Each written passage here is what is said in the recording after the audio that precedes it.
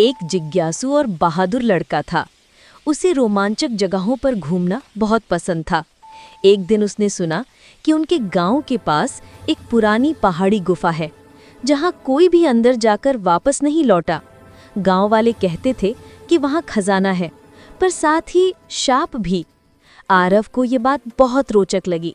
उसने ठान लिया, मैं सच पता लगाऊंगा। अगली सुबह टॉर्च, रस्सी और पानी की बोतल लेकर वो अकेले निकल पड़ा। गुफा के पास पहुंचते ही ठंडी हवा चलने लगी। दीवारों पर अजीब सी चित्रकारी बनी थी, कोई पुराना राजा, सैनिक और सोने के बक्से। अंदर जाते जाते रास्ता संकरा होता गया।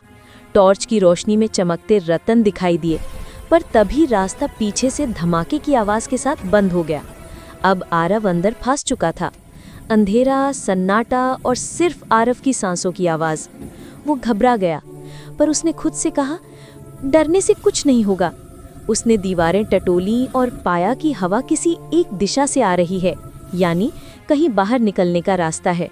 वो धीरे धीरे रेंगता हुआ आगे बढ़ा। बीच में उसे पुराना कंकाल मिला, शायद कोई पहले भी यहाँ फंसा था। वो और भी सावधान हो गया।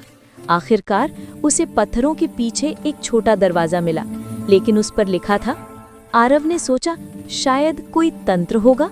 उसने पास की दीवार पर बना राजा का चित्र देखा, जिसके हाथ में तलवार थी। जब उसने उस तलवार की मूर्ति को घुमाया, दरवाज़ा धीरे धीरे खुल गया, पर अंदर और भी गहरा रास्ता था। अब वो एक बड़े हॉल में पहुंचा।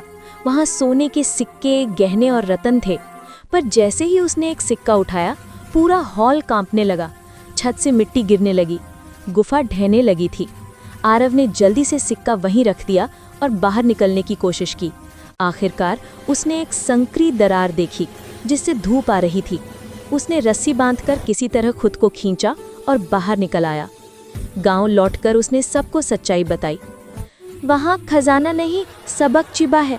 लालच हमें फंसा देता है, लेकिन हिम्मत और सच्चाई रास्ता दिखाती है।